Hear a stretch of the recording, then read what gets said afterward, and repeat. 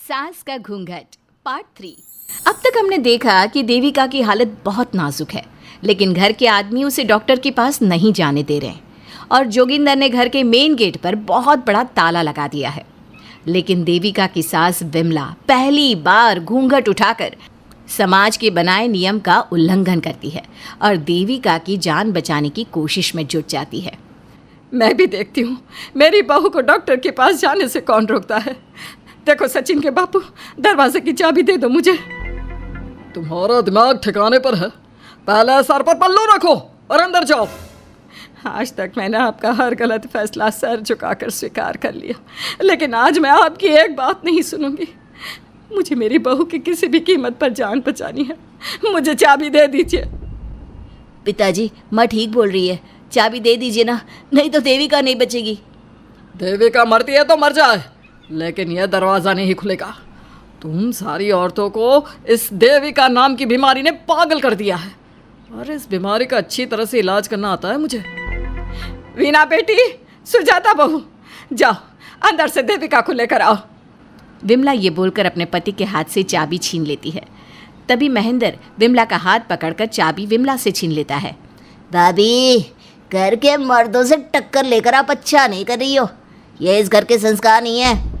महेंद्र की बात सुनकर कम्मू अपने पति के हाथ से चाबी छीनकर कहती है, इस घर के संस्कार क्या है हम अच्छी तरह से जान गए हैं। आज इस घर का दरवाज़ा खुलकर रहेगा और देविका डॉक्टर के पास जाकर रहेगी। भाभी, ये लो दरवाज़ा खोलो। विमला ताला खोल देती है। तभी वीना और सुजाता देविका को लेकर आ जाती हैं।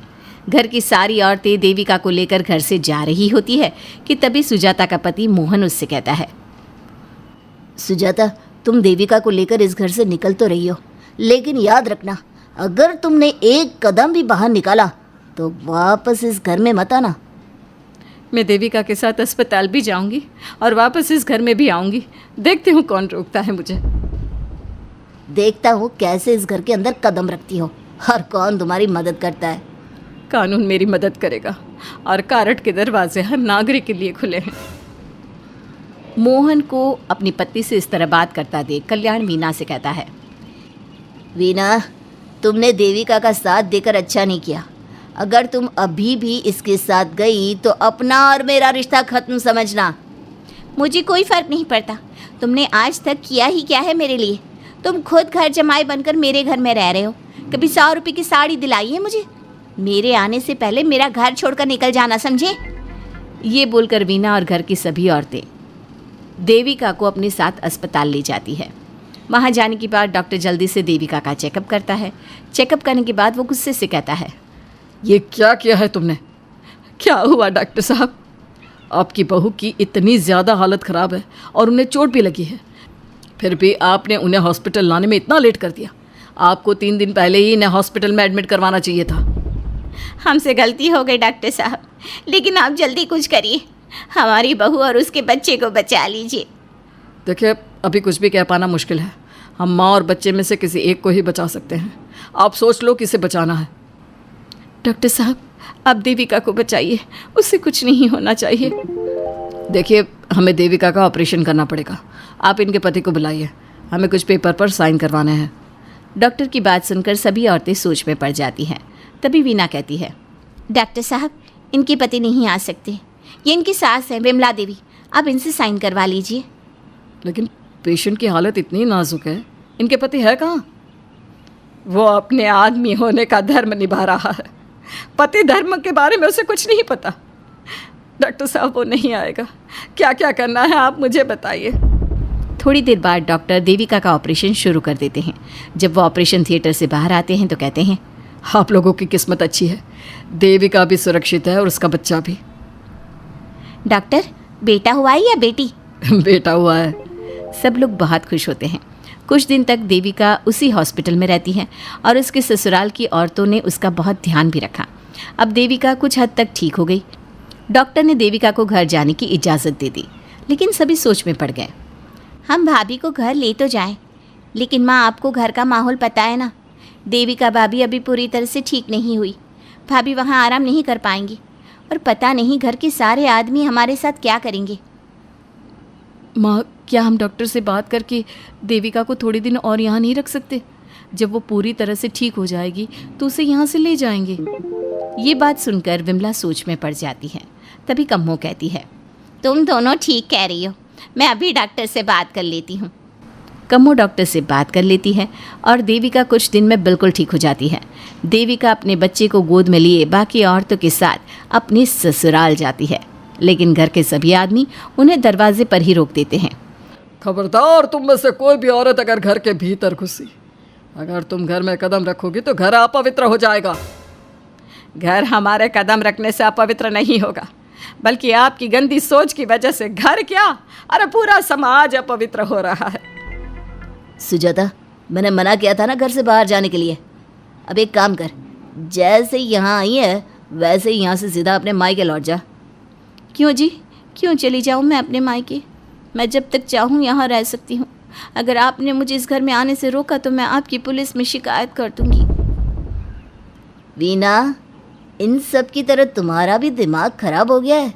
अब मैं तुम्हें बिल्कुल बर्दाश्त नहीं करूँगा। तुम्हें ऐसी सज़ा दूँगा कि तुम याद रखोगी।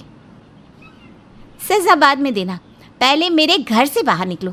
खुद पूरी जिंदगी में एक घर नहीं खरीद पाए और मुझे सबक सिखाने की बात बोल रहे हो। देखो वीना, तुम इस घर की बेटी ज़रूर हो, लेकिन कल्याण इस घर में ही रहेगा। उसने बहुत कुछ किया है इस घर के लिए, लेकिन तुम अब यहाँ नहीं रह सकती। क्यों नहीं रह सकती? इस घर पर मेरा उतना ही हक है जितना सचिन का। देश के कानून ने मुझे ये हक दिया है। अगर मैं चाहूँ तो कोर्ट का सहारा लेकर इस जायदाद का आधा हिस्सा ले सकती हूँ। और हाँ कल्याण, तुमसे तलाक भी ले सकती हूँ। वीना, देविका के साथ रह रहकर तुम्हारा दिमाग भी खराब हो गया है। और कम्मो, मैंने तुमसे कितना मना किया, घर से बाहर मत जाओ, देविका की मदद मत करो, लेकिन तुमने मेरी एक नहीं सुनी। अब तुम इस घर से और मेरी ज़िंदगी से चली जाओ। ये कदम उठाकर तुमने बिल्कुल अच्छा नहीं किया। ये कदम तो मुझे उस समय उठाना चाहिए था जब मैं माँ बनने वाली थी। आपके झूठे अहंकार और गलत नियमों की वजह से मैंने अपने 2 बच्चे खो दिए। अगर उस समय मैं दाई अम्मा से इलाज ना कराती और हॉस्पिटल चली जाती तो सचिन के बराबर मेरे भी 2 बेटे होते। सभी पति इस बात पर अड़े हुए थे कि वो अपनी अपनी पत्नियों को घर के अंदर नहीं आने देंगे। देविका बहुत देर तक सबकी बातें सुनती रही। फिर उसने अपने पति से कहा, सचिन, तुम्हारे घर के आदमियों की बात तो मैंने सुन ली। अब तुम बताओ, तुम्हारा क्या फैसला है? देविका, मुझे माफ़ कर दो। मैं तुम्हारे लिए कुछ नहीं कर सकता। मैं मजबूर हूँ। मुझे पता था सचिन, तुम्हारा यही जवाब होगा। मुझे अपने आप पर हैरानी है कि मैंने बिना रीढ़ की हड्डी वाले आदमी से प्यार ही क्यों किया, शादी क्यों की। अब मैं आप सबसे बस आखिरी बार पूछ रही हूँ, तुम हमें अंदर आने दे रहे हो या नहीं, या मैं पुलिस को फ़ोन करूँ? देविका, आज तक हमारे गांव में पुलिस ने कभी कदम नहीं रखा और तू हमारे घर के दरवाजे पर पुलिस को लेकर आएगी? तेरी हिम्मत कैसे हुई ये बात करने की?